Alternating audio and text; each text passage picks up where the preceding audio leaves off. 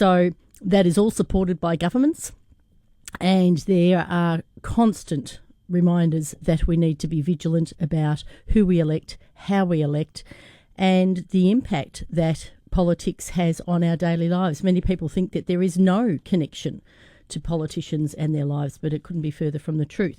Someone that's going to talk to us about that shortly is Sam Belfield. He's a specialist in the human condition, and we're going to be talking about, in particular, what responsible citizenship is and the decline of responsible citizenship, according to Sam and a former Deputy Prime Minister of Australia, John Anderson. So Sam will be with us in just a moment. Peter Richardson, our resident male supporter looking after men's health, former police officer, will be discussing the NDIS and its impact on Australians. Of course, we always have our US correspondent, Lawrence Rojak, and we'll be doing a bit of a follow-up today on Mamdani in New York and the debt that's taking place there. We might have a bit of a conversation about the Abraham Accord, which will be followed up again, of course, with another conversation about the Abraham Accord in Islam, because it's very front of mind at the moment with what's happening in Hamas. So we have Dr. Isaac talking specifically on Islam. And we're going to wrap up the show today with a discussion on energy with Mike Holt, our constitutional representative. So a lot to discuss, but as I just said, we have got, first up, Sam Belfield, and Sam is going to be discussing the human condition and the decline of responsible citizenship. Sam, welcome to the show. Good morning, Cheryl, and good morning to your listeners. Sam, it's an important issue, isn't it? We talk about responsible citizenship, and we've been hearing a lot about Australian values, and I'm still a little bit confused as to what we're expected to believe that they are and what responsible citizenship really means. There's a lot in this conversation. So perhaps we can start with what the difference is between rights and responsibilities, or do they go hand in hand?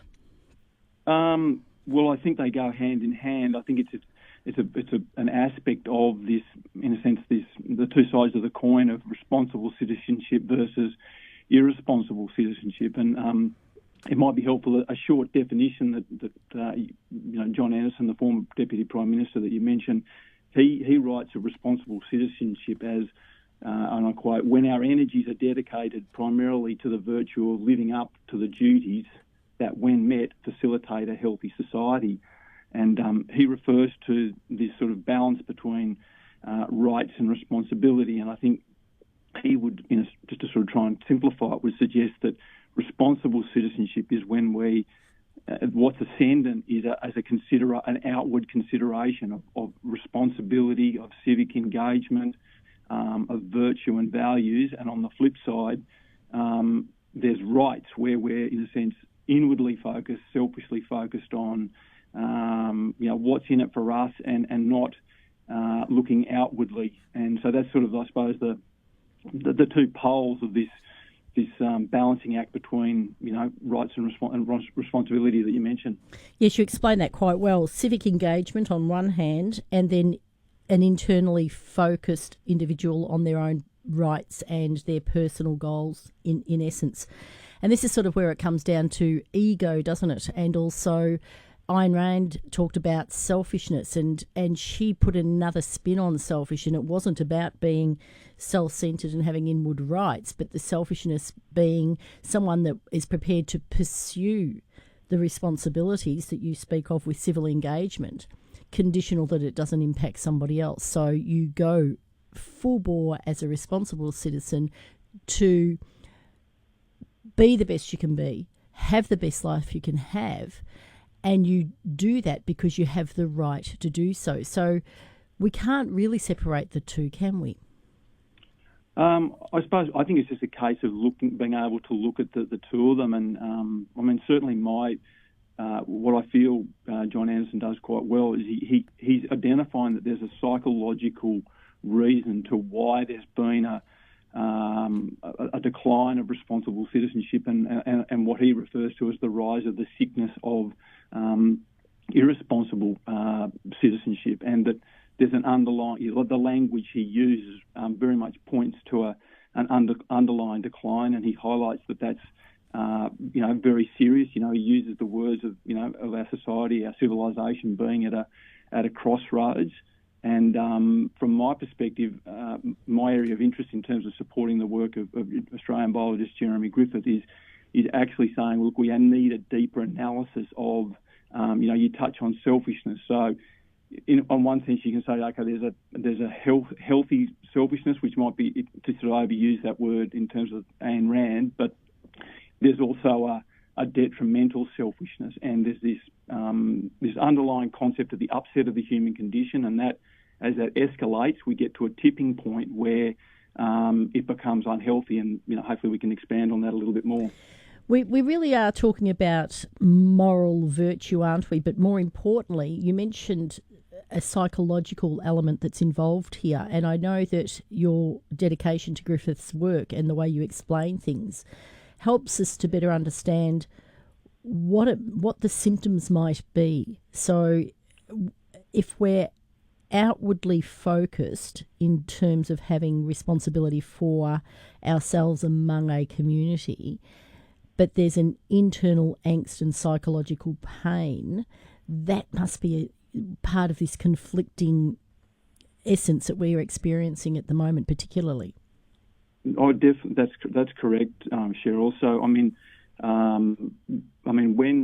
John Anderson refers to sort of the symptoms along the lines of, aggressive individualism, atomisation, decadence, hedonism, moral corruption. So that's the sort of language he's using to sort of, I think there's two important elements of that, is that he's suggesting that it is internal, and also that language, in my view, indicates that this is something uniquely human. It's something tied up with our unique human faculties of morality and also our conscious thinking mind. So while other people might sort of suggest that we're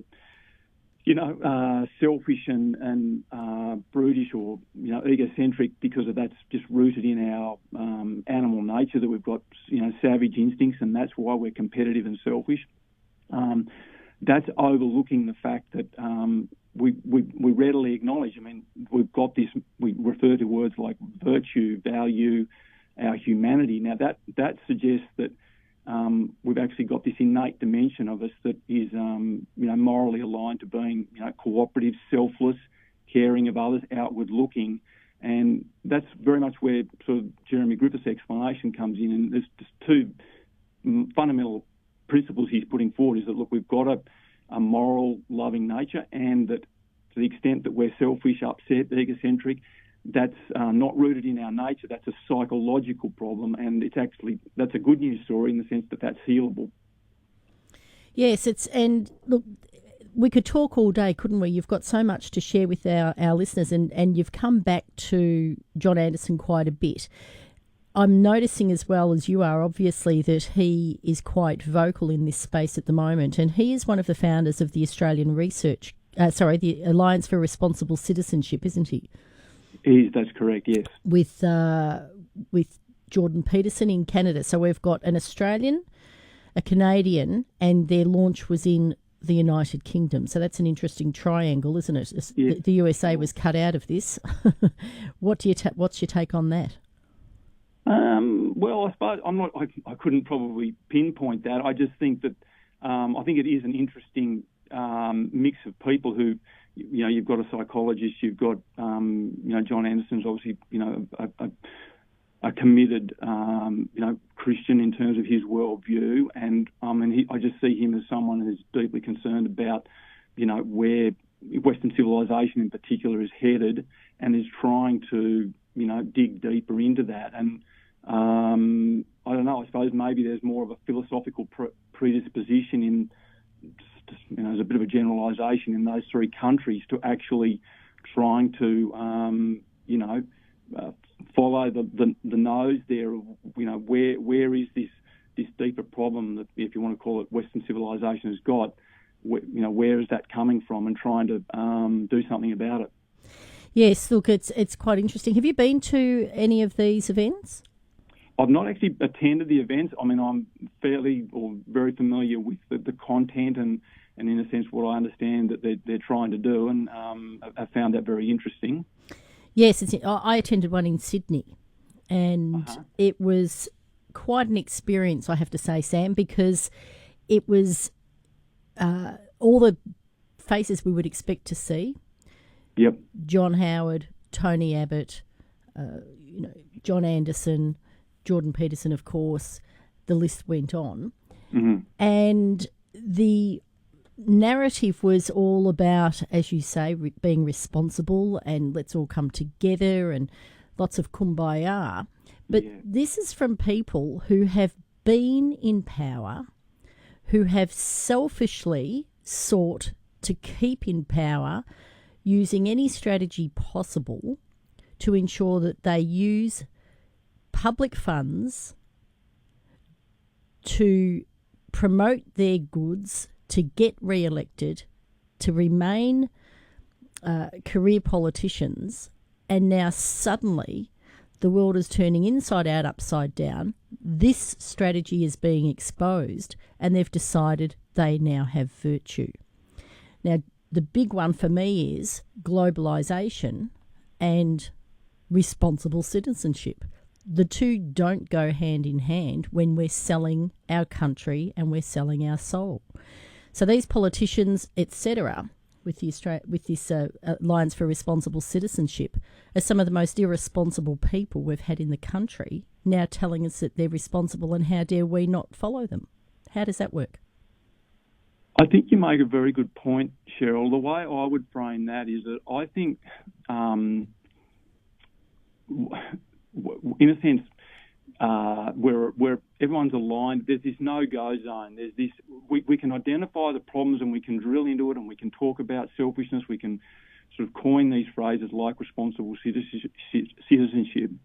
But ultimately, we hit a wall, and I suggest it's because of this underlying issue of the human condition, where it's like a no-go zone. So what happens is, in a sense, we're limited to trying to use policies, laws. We've got all these mechanisms to try and sort of, if you like, stage manage the excesses of the human condition, and that's shot through with compromise, because at the end of the day, we are all afflicted by the human condition. So these issues of cynicism, if you look at the immense moral compromises and even material compromises involved in globalism, for example, they are all just, I would suggest, are just expressions of this underlying issue of the human condition, and that we've sort of, in a sense, got this bias in our mind. We've got this conflict in our mind that is compromising our decision making, if you like, and so everyone rallies around and says, yeah, look, we've got a really serious problem here. Western civilisation, we're not telling our own story. We're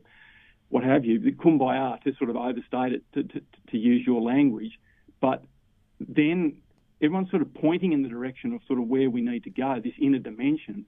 But we all intuitively know that's been an off-limits domain, and it, in a sense, raises questions and problems that we haven't had a solution to. So everyone's had to sort of just revert back to type and trying to do more stage managing to deal with it. And they're talking about the need for moral renewal.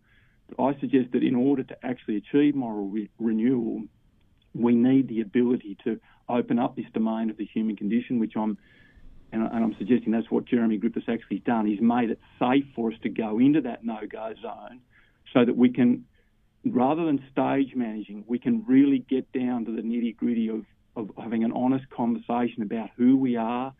We can get rid of the virtue signalling, the denial, and to your point, have a real conversation about what's actually going on, rather than sort of, in a sense, kicking the can down the road.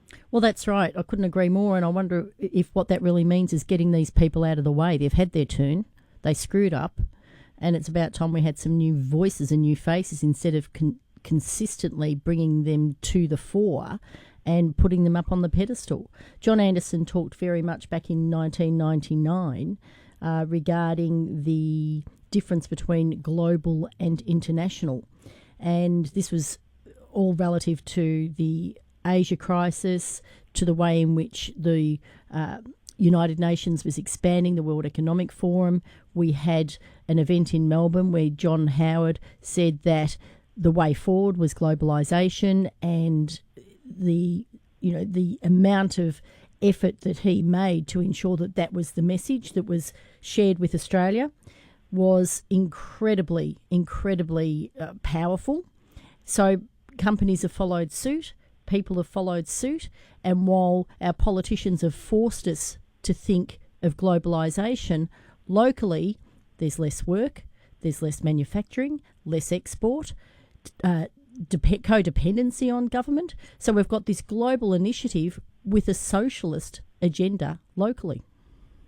And it's not just Labor. And I'm not a fan of either political party. I used to be a big fan of Liberals, I have to say.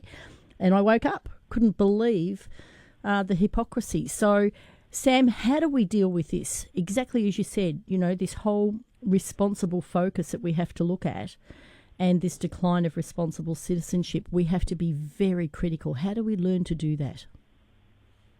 Well, I suppose the only way I can sort of answer that is, obviously at a political level, a societal level, hopefully there can be a return to sanity. But I think we need to, that said, what is ultimately more important, because if we accept on the face of it, even this language of decadence, selfishness, moral corruption, internal decay, breakdown of trust, increasing cynicism, the lack of self-reliance, the lack of civic duty. You touched on the citizens being sort of disconnected and engaged with what's going on in the political realm. Ultimately, I believe that is a product of an expression of this psychological malaise of the human condition, this internally distressed state we've got due to a conflict between our instincts and our intellect. And there's if you like, an escalating upset that's resulting from that. That's not if you like, a bad thing or an evil thing. It's solvable, it's healable through insight. And we need to look at why the pendulum has swung and, why is it that people are handing over to government? Why is there, Australia has, in terms of the Australian character, we've prided ourselves on a can-do, self-reliant, a sort of a healthy scepticism about authoritarianism and what have you. And then you look at what's happening in Australia psychologically, spiritually, if you want to put it that way. All of a sudden, we're finding in ourselves where we're handing over to government this, and without getting sort of politicising it, you can look at examples like the NDIS, and I think a stat was quoted the other day of 42% of the people on the NDIS are 18 and younger. Now, alarm bells need to be ringing in terms of. Now, I'm not suggesting that that's not an important scheme. That's beside the point. That's just a symptom of a very serious underlying problem. And in order to actually deal with, you refer, Cheryl, to first principles, and I think the first principle is we've actually got to get to grips with what's going on. But in this case, that entails addressing the human condition, and that's where I think we need to go, and I think we actually can go now. Yes, indeed, and I'm sure you would certainly agree with me, Sam, that to start we have to go back to the start, and that is the family unit and the respect that we have for the family unit. And there's so much external focus on others, particularly politicians and government systems and social systems, that we don't have a day-to-day control over, yet we are totally dependent on because it's been constructed that way. So what does John Anderson, just to wrap this up, what does John Anderson think of the family unit? And I wonder why he never ever pushed to repeal the Family Law Act, which has destroyed Australian families. Well, the extent that I'm aware of that, Cheryl, is just that, he's very much, I suppose, as far as I'm aware, sort of championing the cornerstone importance of the family unit. Now, there may be things that are contradictory to that, but it certainly is, to the extent that I'm aware, he sees that, at least in the literature and listening to him in sort of the current context.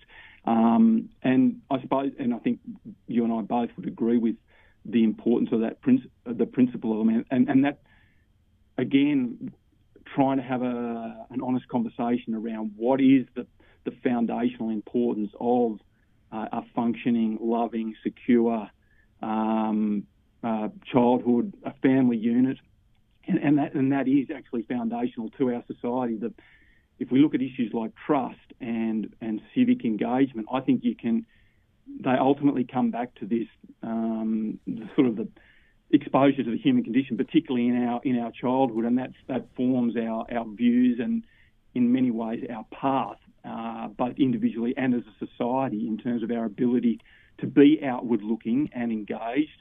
And again, it's another. We've struggled to recognise the critical importance of the family unit, again, because of this difficult issue of the human condition. Look, again, I could talk to you all day about this, Sam, and I tell you what we have to do is we have to do a pre-record, I think, and spend a good couple of hours unpacking this together, because you bring such wealth of commitment to this topic.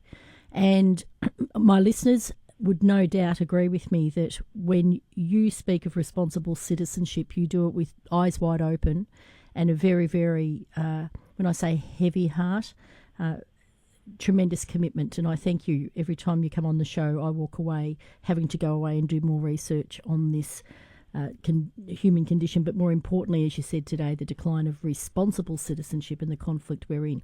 Great to have you on the show, Sam, and I hope you'll take me up on that promise to do a pre-record for a couple of hours and have a really good conversation.